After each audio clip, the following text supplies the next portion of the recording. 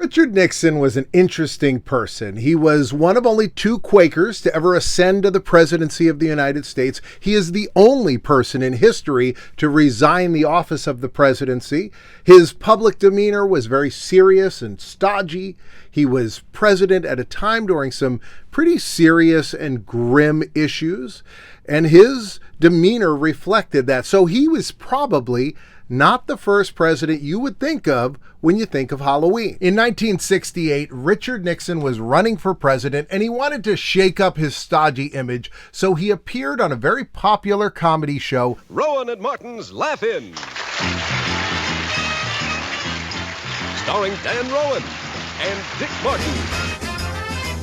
The title to this show was a reference to the very popular hippie movement protests called sit-ins. Nixon appeared on this comedy show to say the show's catchphrase, "Sock it to me." Now here's the thing. Despite his very stuffy demeanor, Richard Nixon was very good friends with a man who was known for happiness and joy, Walt Disney. Richard Nixon was on hand with Walt Disney and Richard Nixon's kids and Walt's kids, who were all friends, and they all got together to open the brand new monorail and to cut the ribbon. From all over the world, people, whether they're adults or children, want to come to Disneyland. I just want to take this opportunity to say what a fine job we think Disneyland has been doing. Now, of course, comes the time for the dedication, and although you and I, the adults up here, are probably just as interested in riding in this as the children. And this is a pretty infamous moment in Disney history, because after they cut the ribbon,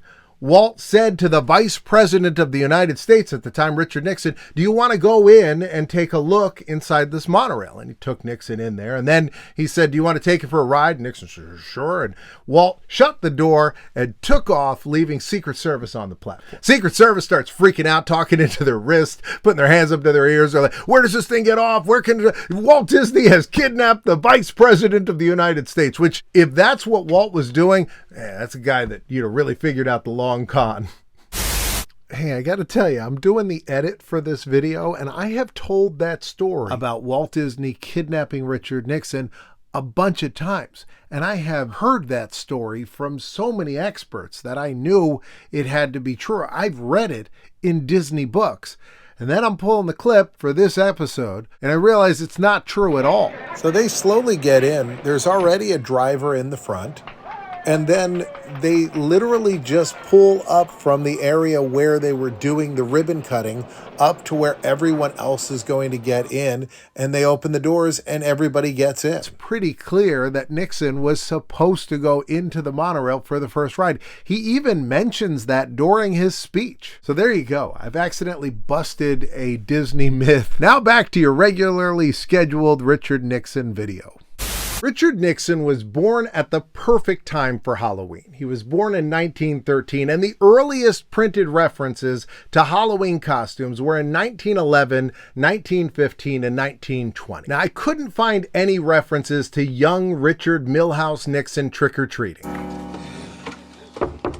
See what we got here for you. Looks like all I got left is half a Zagnut.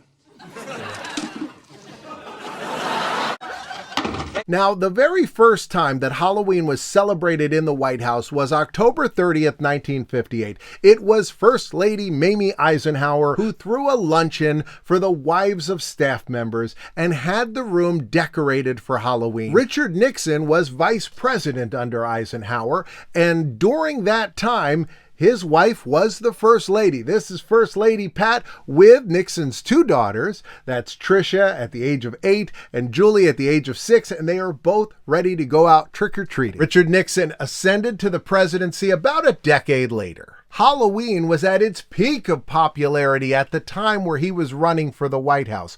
And on the Halloween before his election, he went out and did a rally at Madison Square Garden. 2 years earlier, It's the Great Pumpkin Charlie Brown first aired on television, and here's a mask that was given out during Nixon's run in '68 that says, "Even the Great Pumpkin is for Nixon and Agnew." 1969, Nixon, as President of the United States, holds his first Halloween at the White House, and Pat Nixon has the White House decorated and decked out for Halloween with this enormous jack-o'-lantern making the doorway of the White House. 250 children from a program called Widening Horizons came to the White House that year for a big Halloween gala. Now that's Tricia Nixon there in the middle with the blonde hair, purple and green gown. This was her party. Here she is watching a kid look at his reflection in a funhouse mirror. And I guess Tricky Dick pulled some strings at the Walt Disney Company because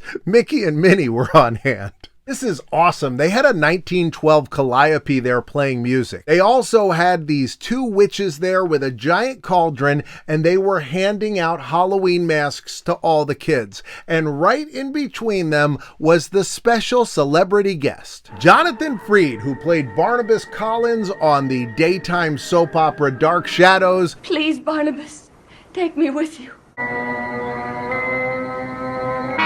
He was there in costume and in character. Then, in 1971, the First Lady Pat Nixon held a party for the C. Melvin Sharp Hospital and School for Children with Medical Issues. And my goodness, the First Lady knew how to throw a Halloween party. She invited Snorky from the Banana Splits. Trisha hosted again the next year, and she had on hand Julie, the chimp from the TV show,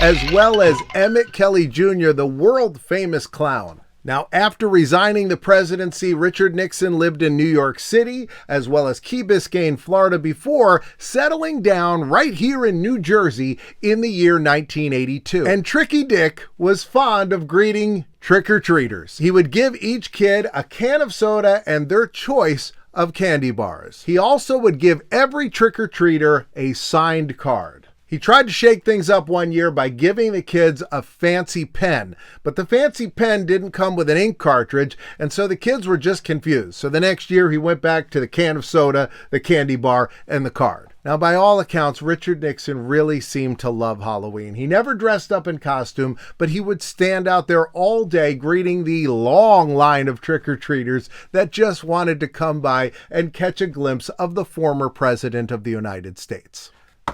Big shout out to everybody on Patreon. I will be sending out postcards in the next couple of days. And I'm super thankful to every one of you that signs up for Patreon. We've got Michael and Jessica. We've got Chris, Matthew, David, Chapin, my big brother, Rob Hutchinson. And why don't I shout out some more people on there? There's Nick, there's Jose, there's Carrie.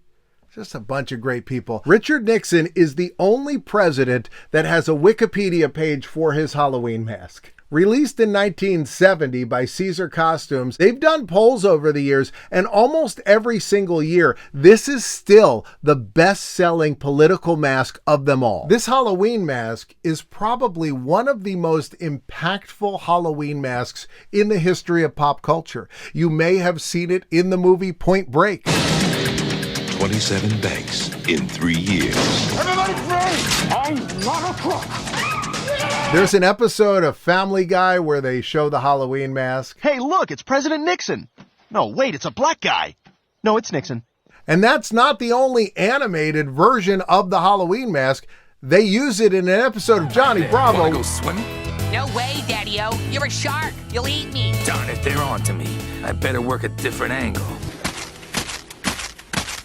I now crown you king of the beach. It's fun to talk about.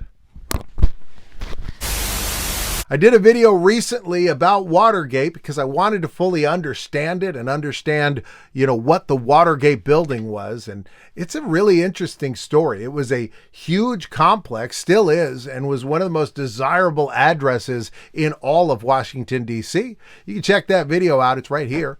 Otherwise, YouTube picked this one for you. And I've got a second channel over here. You can check that one out. I'll see you next time.